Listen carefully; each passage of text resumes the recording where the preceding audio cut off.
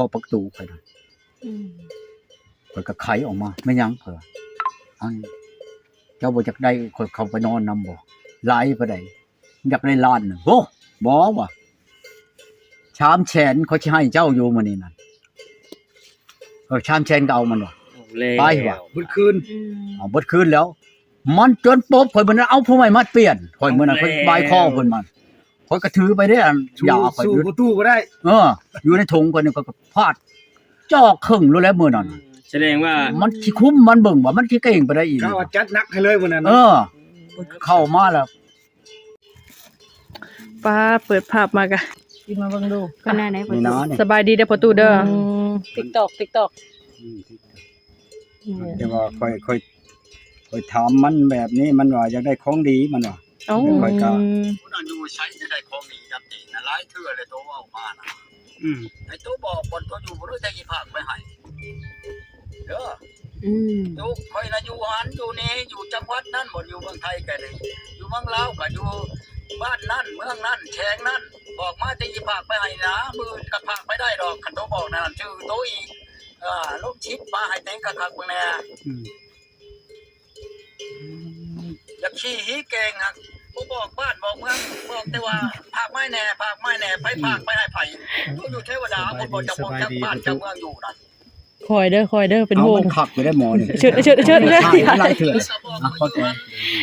กินข้าวกับยังตู้มื้อเช้านี่ ขึ้นกาหนึงก็พอแล้วเจ้ะ นึ่งเฮ็ดพวก โอ้เฮ็ดปวกคือจังเฮ็ดปวกนี่อย่าได้เสือ ได้เย็นนะ ชื่อนี้นั่นจักมาแน่จักอยู่ไส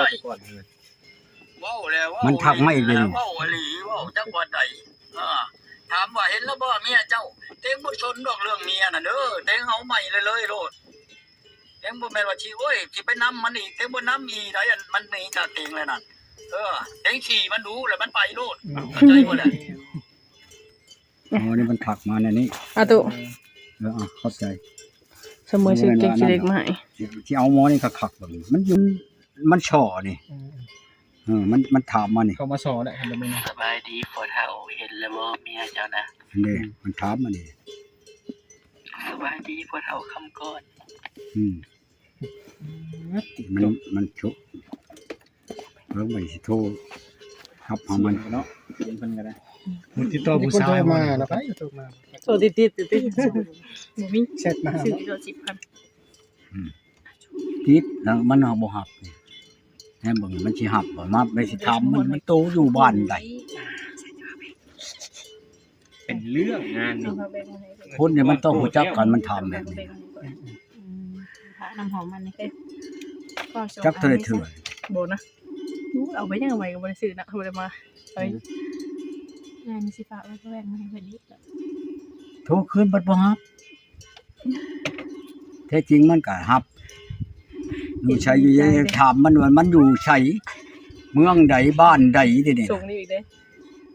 ย่างฮอดบ่หรือว่าขี่รถฮอดบ่หรือว่าขี่ยนต์ไปจังจังหวัดมัน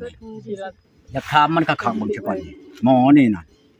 อยู่ทางนั้นเด้อ แล้วทักมาหาได้จากมือเลย บ่เว้ามือนี่คือชื่อเลยนี่บ่ฮับนี่ มาโทรหาเพิ่นมีหามน้องพ่อใหญ่ มันนั่นโทรมาใช้ก่อน มันทักกันเบอร์มันมาใช้แท้จริงมันก็ดี ใส่สบาย อันโตนั้นทักมาเบอร์โตน่ะมาเพียงมาหาเตงนั่นบ่โตจะเฮ็ดได้ใดนี่อยากถามอยากได้เพียงนำเตงนั่นก็โตก็บอกมาโตนั้นชำบ่ลูกเตงลูกนั้นลูกเตงหาสิปลายแล้วหนูมันน่ะเตงอยากถามโตนั่นโตอยู่บ้านใดเมืองใดโตอยู่เมืองไทยบ่หรืออยู่เมืองลาวหรืออยู่อเมริกาพุ่นคือว่าเลี่ยรายกับเตงก็เรียกรอแท้เอามันเบิ่งน่ะคนน่ะมันมักดีกันโทรหาเพิ่นบ่รับ เขากวนสิบ่เขากวนสิตี ก็กวนก็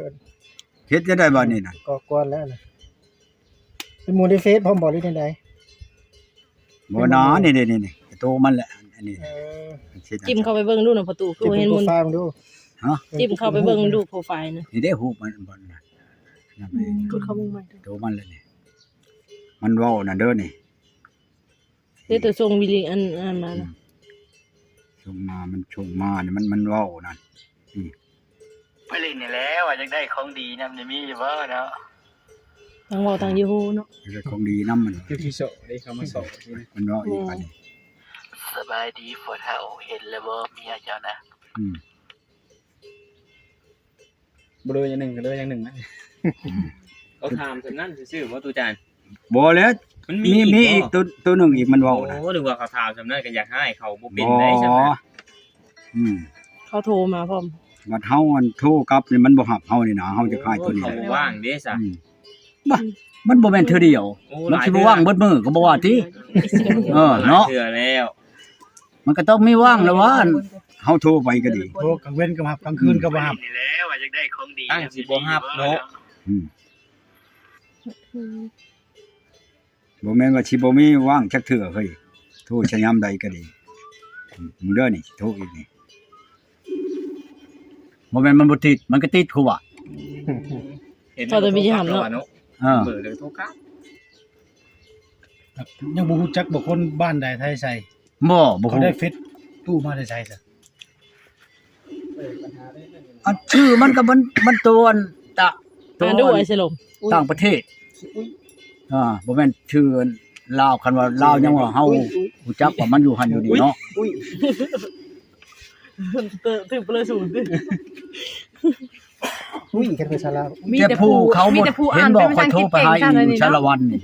มันว่าค่อยไปอัน ชีวิตเปลี่ยน จบ ไปได้อ่ะ ค่อยไปเผาแม่ค่อยอยู่ห้องหมอแล้วค่อยป้าให้ลูกค่อยให้เอื้อยค่อยเมียนมันว่าโทรศัพท์นั่นแต่เขาบ่หันรับเขายันเขาบ่จักภาษาแน่มันว่าภาษาลาวน่ะมันบ่ฮู้มันว่ามันเอื้อยมันกับลูกมันน่ะ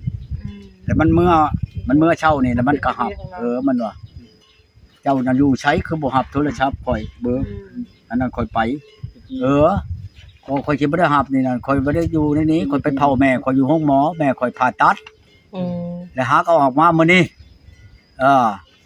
แล้วมื้อใดเจ้าสิขึ้นมาพี่นั่นให้เจ้ามาลัดเอาข่อยอยู่ชาละวันมันว่าข่อยสิออกไปอันคิวรถชาละวันนั่นน่ะเจ้ามาท่าข่อยอยู่หันมื้อวันอาทิตย์มันวันนี้อีนี่น่ะได้ข่อยก็สิมื้อหาเจ้าอยู่หันข่อยสิมื้อนำเจ้าฮอดเฮือนเจ้าพุ่นนี่นะมันว่าน่ะเจ้าเว้าคักแน่ได้วะข่อยรู้จักอยู่ในบ้านเจ้าน่ะหมอนินบอกข่อยแล้วก็หมออนพ่อนั่นเบื้อนเจ้าเขารู้จักเอาแล้วที่ได้เขาจังรู้จักบ่จักได้คนบ้านเดียวกันหมอนินกับคนบ้านเจ้ารู้จักบ่หมอนินรู้จักแน่พ่อจอกคั่นเด้จันพ่อจอกก็รู้จักแน่ข่อยบ่ได้ย่านแน่ว่าบ้านเจ้านั่นอันเมืองชะมวยนั่นข่อยเอาเมียเมืองชะมวยจักคนแล้วว่ะมิดเชยม้อยเจ้าทำดีก็ดีได้กับข่อยนี่ว่ะมิดจัดบัดนี้ข่อยสิเมื่อแท้ๆได้มาแท้ก็มา ผู้สาวนะบ่ตูจาน ผู้ชาวนั่นแล้ว ผู้สาวสิมาหาบ้านนี่ สิบ่ไปหาผู้สาว มันนั่น เชิญผู้สาวมาหาบ่ธรรมดาบ้าน เปลี่ยนแผนเนาะเปลี่ยนแผ เปลี่ย น นแผนบ้านนี่ มันเมื่อยแล้วจะมาก็มา เมื่ บ่ อยไปบ่ จะมาตายก็อย่าบัดนี้ เอ้า มันไล่เพียงอย่าโลด เมื่อยไปแล้วบ่ประตู เมื่อยไปล่ะ มื่อยไ เป็นกันเนาะ มื่อยห เพื่อทางผู้สาวมาหาอีกบาดนี้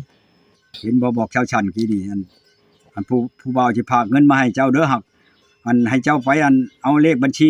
ส่งให้เราแน่ว่าเราจะพากเงินมาให้เราของบ่จักอันเลขบัญชีจักหน่อยเราไปพากผู้อื่นจักหน่อยเราค่อยไปบ่งไปให้เราเลยค่อยได้เงินนั่นว่ะเอาแล้วเพิ่นว่าได้หลายปานใดเอาแสนห้า10,000 บาทว่ะโอ้เว้าอีหลีบ่เอาก็เว้าอีหลีเลยไปเด้อตอนแรงนี่ว่าเจ้าอยู่ในใจอยู่นาว่าจังไปผู้บ่าวอยู่อุบลนั้นอันอยู่อันนั้นเด้ออยู่อัน โคราชบ่ โคราชนั่นว่ะเท่าอยู่นั่นแล้วว่าโทรมาบอกข่อยนี่เพิ่นว่าโอ้ยข่อยสิให้เจ้าจักหมื่นโอ้ยว่ะให้อันว่าชาวบ้านเก่าดอกว่าเพิ่นได้ชื่ออันกาแฟกินนี่บ่ฮอดหมื่นดอกหิไปว่ะจักว่าไปแล้วบ่จักแล้วปานนี้ เนาะโทรเบิ่งดูโทร ตัวเช็คเบิ่ง โทรถามเบิ่งว่าไปเอาแล้วบ่แค่15 บาทผู้ เส้น50 จะโทรเบิ่งดูจะก็ไปเอาแล้วบ่จัก ย่านอยู่เลยปานนี้มันถึงนี่ แสนห้าหมื่นธรรมดาตูจาน เงิน50,000 บาทเงินนั้นเส้น50,000 บาท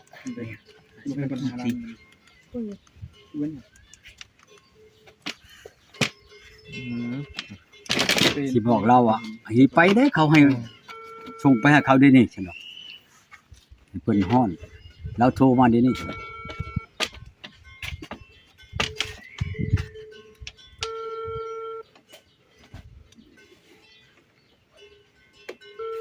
บ่ฮับจำบัดนี้เอาไหนๆจังเขาให้เอาออกไปอันชงเลขบัญชีเขาให้นี่ๆได้เขาสิพากมามื้อนี้นั่นอันชัว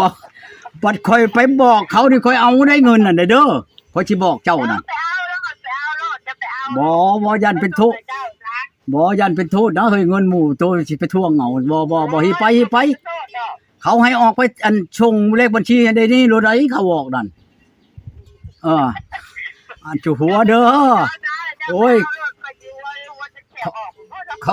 ขอเด้อจากชาวบ้านพอดีคือกาแฟเด้อโอ้ยว่าดอกลายก็เรียกกันเนาะเป็นหมื่นมันกับพ่อควายเป็นตู่เฮ้ยเนาะอันนี้ก็ดีว่าจะว่าจะว่าพะโล้บาปเลยเด้อบาปเลยเด้อหิบไปโลดเท่านั้นแห้งโทรแล้วบ่จักอันเบอร์เจ้าชื่อแล้วบ่จักนี่เจ้าแล้วบ่จักนี่เราโทรมาบอกเจ้าแหละเราบ่รู้จักนี่ค่อยพี่เอ้าชาวนกก็อยู่น้ำข่อยนี่แหละนี่ลงงานชิปอยู่น้ำข่อยนี่เอาแล้วเว้าน้ำเราเด้อบอกในนะชาวนก ไปเลยซั่น บอกกันเต่านะมาก็เป็นเพื่อนกันเด้อพอแล้ว แม่นบ่หรือบ่เจ้าว่าข่อยตัวข่อยบ่เคยตัวคนเด้อข่อยเด้อข่อยน่ะข่อยบ่ตัวไผไปชาวนกไปข่อยสิชวนชาวนกออกไปให้เราปากมันยิงเด้ข่อยโชคให้เลยเด้อว่าพอดีเขาโชคมาข่อยสิเอากับชาวนก2คนมันยิง3คนผู้ใดอยู่นำข่อยนี่ข่อยสิเอาผู้หญิงผู้หนึ่งไปนี่ไปปากชัยอีตาอันนั้นอยู่อุบลนั่นชงมาได้แม่ว่าฉันข่อยชงเลขบัญชีไปให้แล้วว่าฉันข่อยสิไปชื่อกิน2คนแสน50,000 บาทน่ะปันกันแถวเนาะน้ำไหลจังโอ้ยอย่าเจ้าจูไปบ่ย่านเป็นโทษเงินหมู่มันสิไปเอาบ่แม่นแนวมื้อนี้บ่ได้ก็บ่เอาดอกข่อยนี่น่ะอย่าแล้วอย่าเอ้ารู้จักแล้วเนาะอันหมู่ช่างมาก็บ่บอกเพราะว่าแต่กี้จักหน่อยเจ้าสิเว้ากับข่อยนั่นเขาช่างเขาโทรมาบอกก็บ่บอกข่อยนี่บ่เคยได้เงินหมู่ชื่อๆดอกฉันก็บ่เฮ็ดหน้าแล้วสิตัวเอาหน้าเอาเข้าน้ำหมู่ก็ได้แหละเว้าหิไป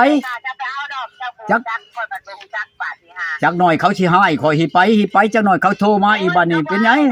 อันบอกเท่านี้ก็บ่บอกเล่าให้เพิ่นว่าอย่าเอาอย่าแล้วบ่ไปเอาแล้วขี้ยาแล้ว อย่าเลยพ่อ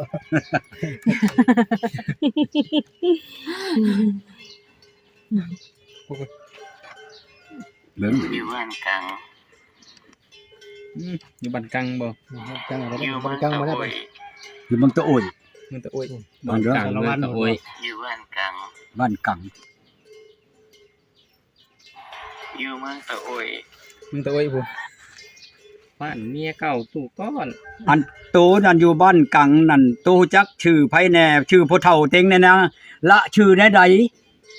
ชื่อเมียเต็งแน่ใดชื่อน้องชายเต็งแน่ใดคันโตอยู่บ้านกังเมืองตะโอยนั่นเว้ามาเบิ่งดูคันโตเว้าแจ้งแน่นั่นน่ะเต็งชื่อโตเต็งโตถ้าเท่าเต็งตายอันนี้โตชื่อตัวเต็งบ้านกังเต็งพังเชียงปากก็บ่รู้จักแล้วบ้านกังนั่นเต็งเอาเมียอยู่หั่นจักมื้อจักเดือนเลยตัวว่าชื่อเมียเต็งแน่ใดชื่อพ่อเฒ่าเต็งแน่ใดชื่อน้องชายเต็งในไหนชื่อลุงเต็งในไหนบอกมาเบิดในครอบครัวเขานั่นบ่ให้บอกคนอื่นอีกกันอยู่บ้านกังนั่นกังไหนเอาบอกมาโลด แม่โลด มันเว้าไปเห็นบ่มันงมขี้งมหาจักหน่อยสิเอาแนวใหม่อีกกับมัน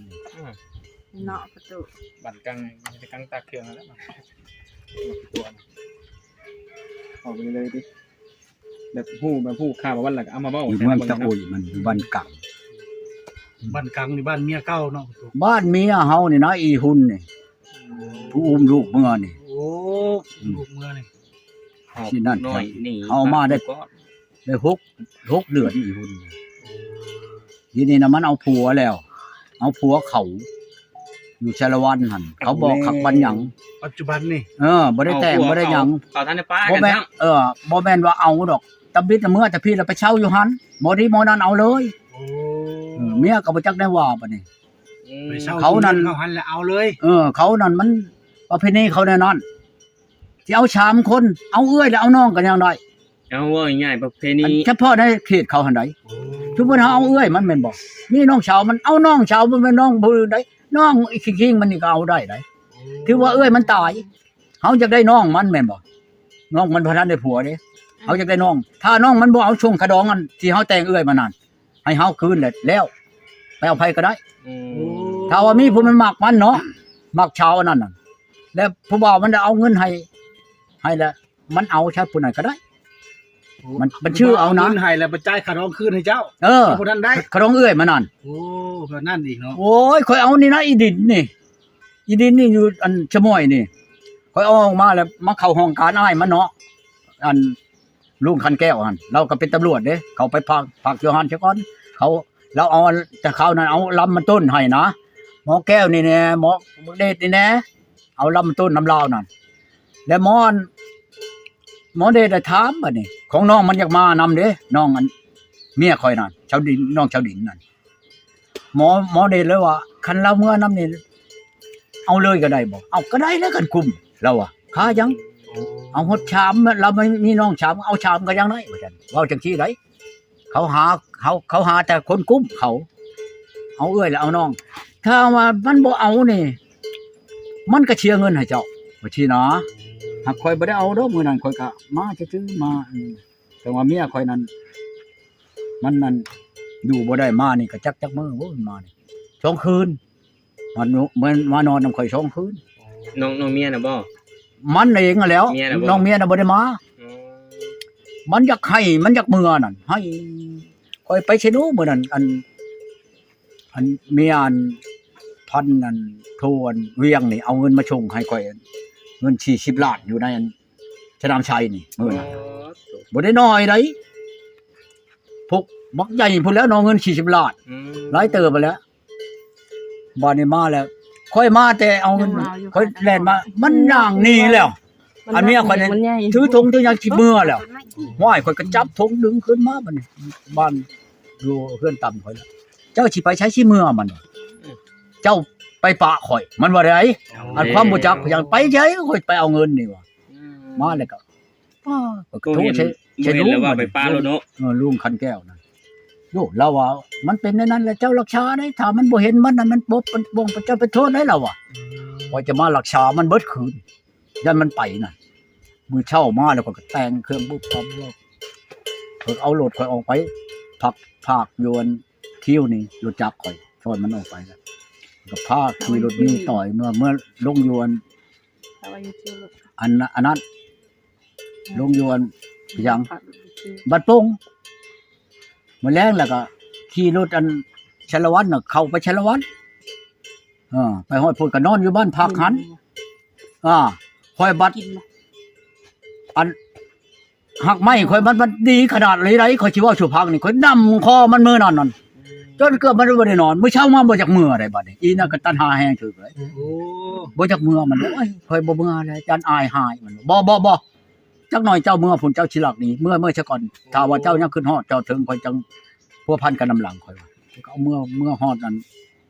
เฮือนโหดห้องการลุงนั่นแหละเราก็เอาเงินดึงลิ้นชักกันออกมารอก็นับเงินให้ข่อยเงินเขานั่นข่อยแจงมันก็บ่ได้แพงดอกแปลว่าไล่แล้วเบิดทั้งหมูทั้งแบะทั้งหมู่หันก็มีแต่15ล้านเราขอชง12ล้านใน3ล้านนั่นอันค่าหมูค่าแบะค่าอันพ่อบ้านนั่นเราบ่ให้เราอ่ะค่าชิ้นเปลืองนี่แล้วเราให้นะข่อยก็เอา12ล้านข่อยก็มาข่อยจ้างรถเขาอันรถจักรนี่จ้างแต่นชะมวยมาฮอดนั่นชาละวันนี่แสนหนึ่งค่อยให้เขาแสนกีบโอ้ยมันไวปานหยังแล้วของมันมีแต่ชิ้นหนึ่งความไก่มันน่ะแต่ชะมวยไปหาอันคิวรถชาละวันน่ะข่อยก็มานอนอยู่หั่นตื่นมาเช้ามาอันกลางคืนมาประมาณวางขออนุญาตนำประมาณวาง 6:00 นแหละข่อยก็นอนเลยเนาะเปิดแอร์มามันยิงมาเคาะป๊อกเคาะประตูข่อยน่ะข่อยก็ไขออกมาไม่ยั้งเพิ่นอันเจ้าบ่จักได้ข่อยเข้าไปนอนนำบ่หลายปานใดอยากได้ล้านนึงโอ้ บ่ว่ะชามแฉนเขาสิให้เจ้าอยู่มื้อนี้นั่นชามแฉนก็เอามันว่ะไปว่ะ บุญคืน เอาเบิดคืนแล้ว มันจนปบข่อยมื้อนั้นเอาผู้ใหม่มาเปลี่ยนข่อยมื้อนั้นเพิ่นบายคอเพิ่นมัน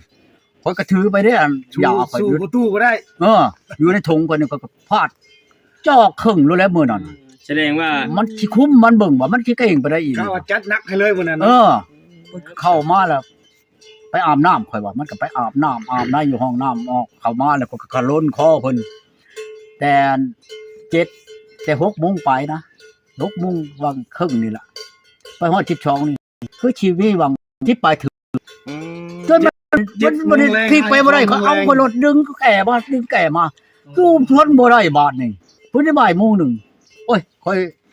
ไทยนักก่อนมันว่ะเอาไทยนักแน่ในห้องน้ำก็มีนี่บ่ค่อยออกไปมันไปเปลี่ยนผู้ใหม่มาเบิ่งค่อยมันก็เป็นตาเอาบ่อีจักว่ามันเป็นลูกเอ็นแก่บ่คนอนุญาตแก่ดึงมันออกมาค่อยก็บ่ว่าเพิ่นปืดค่อยยังเบิ่งเบิดค่อยเฮ็ดได้แล้วจำนี่นำข้อเพิ่นอีกเข้าแจ้งนี่คานค่อยหัวแล้วบัดนี้ เบิด โอ้ บ่ดี ยลายหูลายตามันว่ะเย็ดตรวจเบิ่งว่าแม่นพี่ฉัง เงิน300,000ให้ผู้ใดบ่ สองคนผู้หนึงเขียนหาคานไปเย็ดแหมมว่าแม่นพี่ฉังก็เดียว พอตู้ไปเบิ่งหมอเมื่อ มี วาน มี นี่ ช่อง